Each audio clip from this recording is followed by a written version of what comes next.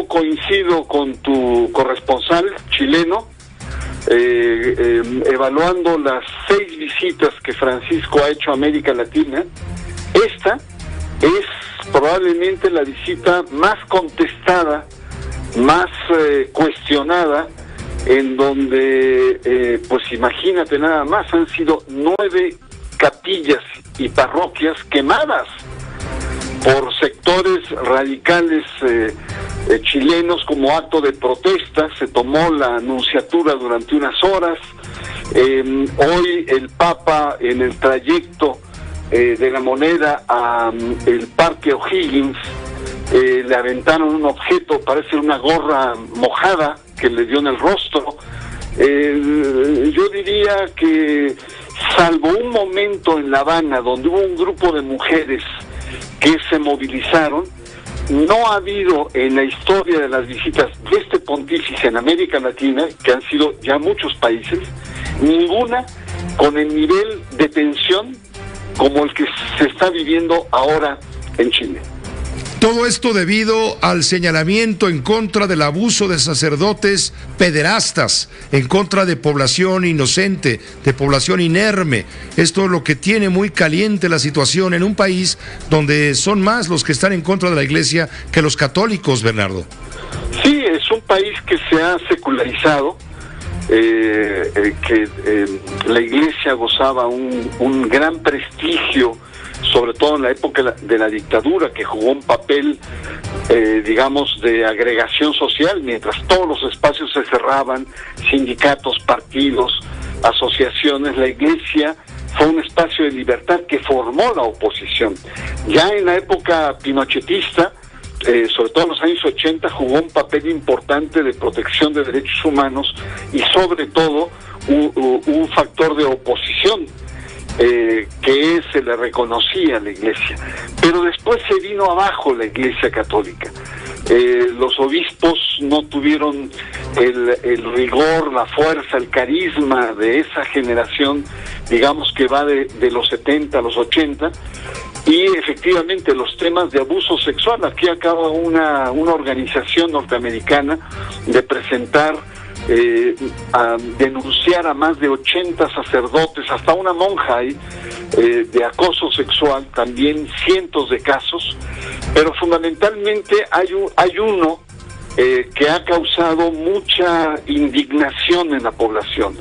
Ha sido un caso que realmente ha conmocionado, que es un cura que protegió a uno de los más, digamos, más sangrientos o más depredadores, una especie de Marcial Maciel, que es un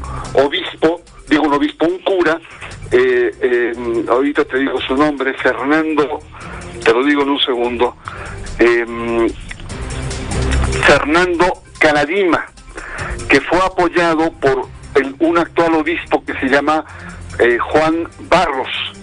Este Juan, que es nombrado por el Papa Francisco como obispo de la diócesis de Osorno, fue contestado por los laicos de la comunidad de Osorno, que le dijeron: no puede ser un obispo donde hay denuncias en las que protegió, solapó, apoyó a este depredador Caradima.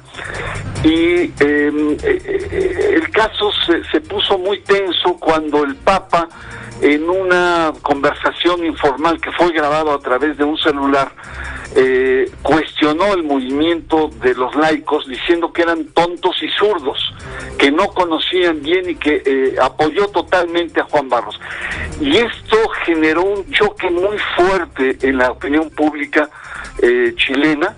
Se dio todo un escándalo estas declaraciones del Papa en Roma a mediados del año pasado, y evidentemente que su imagen cayó. Chile, según encuestadoras importantes, es el que menos aprecio tiene por el Papa Francisco. Solo 5.3 lo aprueba. Además es argentino, no hay que olvidar que en Chile los argentinos hay un pique, digamos, histórico.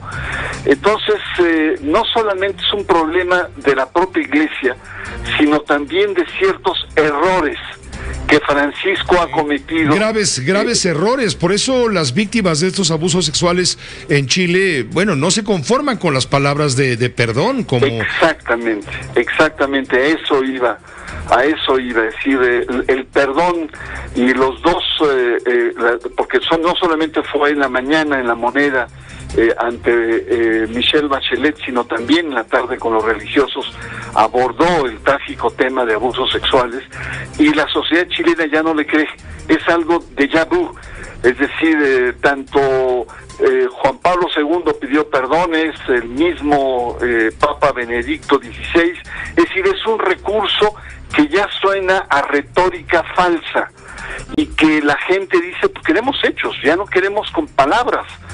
Entonces, sí, yo creo que se está viviendo frente al tema de la iglesia, el tema de los indígenas es otro y tiene otra lógica, pero el tema de los abusos sexuales efectivamente es un tema que hoy, que fue en Santiago, fue probablemente uno de los aspectos que mayor tensión sacó en la visita. La misión política de este viaje del Papa Francisco es precisamente contribuir a rescatar a la iglesia tan dañada por todo lo que has explicado, la iglesia católica tan dañada por los abusos y los atropellos, y también confrontada con estos indígenas que reclaman sus derechos y son los que han contribuido al desorden en la provincia donde va a estar el día de mañana el Papa. Sí, sin duda alguna, mañana va a ser un día clave, también lleno de tensión, y yo agregaría un tercer sector que también contesta la visita del Papa, que son los sectores conservadores, empresariales, vinculados al Opus Dei, católicos añorantes de la época de Juan Pablo II, que no mira con buenos ojos el discurso anticapitalista del Papa Francisco. Le reclaman que no entiende nada de economía y que por lo tanto el Papa Francisco puede ser un riesgo al agudizar, al azuzar a sectores populares y desestabilizar una unidad que ha costado mucho en Chile. Entonces, sí, el Papa Francisco enfrenta diferentes confrontaciones, tiene diferentes frentes indígenas, que históricamente hay un reclamo y que en este momento y que mañana lo vamos a ver, a analizar. Hoy fue el tema de la crisis que vive la Iglesia Católica y que el Papa quiere restaurar esta imagen, pero también los sectores conservadores empresariales que contestan teológica, política y económicamente a un pontífice que no lo entienden o no lo quieren entender.